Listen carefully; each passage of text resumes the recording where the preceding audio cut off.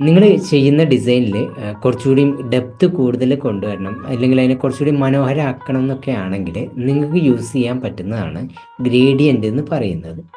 Designers ഏറ്റവും കൂടുതലായിട്ട് ഉപയോഗിക്കുന്നൊരു colour combination കൂടിയാണ് ഈ ഒരു ഗ്രേഡിയൻ്റ് എന്ന് പറയുന്നത്.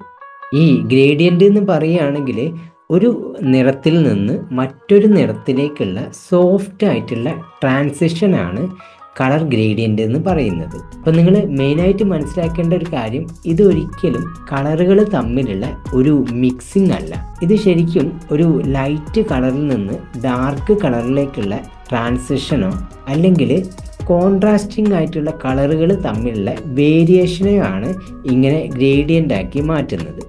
ഇത് മെയിനായിട്ട് യൂസ് ചെയ്യുന്നത് മൊബൈൽ പോസ്റ്റേഴ്സ് ഡിസൈൻ ചെയ്യുന്ന സമയത്ത്, വെബ്സൈറ്റുകളുടെ ബാക്ക്ഗ്രൗണ്ട് ഡിസൈൻ ചെയ്യുന്ന സമയത്ത്, അതുപോലെ തന്നെ ആപ്പുകളുടെയൊക്കെ ബട്ടണായിട്ടും ഹെഡറായിട്ടും, പിന്നെ സോഷ്യൽ മീഡിയ ബാനേഴ്സ്, ബിസിനസ് കാർഡുകൾ, ബ്രോഷേഴ്സ്, ഇവൻ്റ് പോസ്റ്റേഴ്സ്, യൂട്യൂബ് തമ്പനയിലൊക്കെ ഉണ്ടല്ലോ.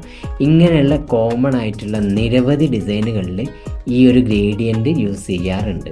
ഈ ഗ്രേഡിയൻ്റ് മെയിനായിട്ട് യൂസ് ചെയ്യുന്നത് ആ ഒരു ഡിസൈനിൻ്റെ ഡെപ്ത് കൂടുതൽ കൊണ്ടുവരാനും അതുപോലെ തന്നെ അതിനൊരു റിച്ച്നെസ് ഫീൽ ചെയ്യിക്കാനും പിന്നെ അതിൻ്റെ വൈബ്രൻസി, പിന്നെ ഒരു മോഡേൺ ലുക്കൊക്കെ കിട്ടാൻ വേണ്ടിയിട്ടാണ് മെയിനായിട്ട് ഗ്രേഡിയൻറ്റുകൾ യൂസ് ചെയ്യുന്നത്. ഇനി നിങ്ങൾ ബാക്ക്ഗ്രൗണ്ടുകളിൽ മാത്രമായിട്ട് ഇത്തരത്തിൽ ഗ്രേഡിയൻറ്റുകൾ യൂസ് ചെയ്തായിട്ട് കാണാം. അത് ആ ഒരു ബാക്ക്ഗ്രൗണ്ടിനെ കൂടുതൽ ഇൻട്രസ്റ്റിംഗ് ആക്കാൻ വേണ്ടിയിട്ട് കൂടിയാണ് ഇത്തരത്തിൽ ഗ്രേഡിയൻറ്റ് യൂസ് ചെയ്യുന്നത്. അപ്പോൾ അടുത്ത പ്രാവശ്യം നിങ്ങൾ ഡിസൈൻ ചെയ്യുന്ന സമയത്ത് ഗ്രേഡിയൻറ്റ് യൂസ് ചെയ്യാൻ വേണ്ടിയിട്ട് ശ്രദ്ധിക്കുക. പിന്നെ ഈ ഒരു വീഡിയോ ഇഷ്ടപ്പെട്ടിട്ടുണ്ടെന്നാണെങ്കിൽ ലൈക്ക് ചെയ്യുക, ഷെയർ ചെയ്യുക, ഫോളോ ചെയ്ത് സപ്പോർട്ട് ചെയ്യുക.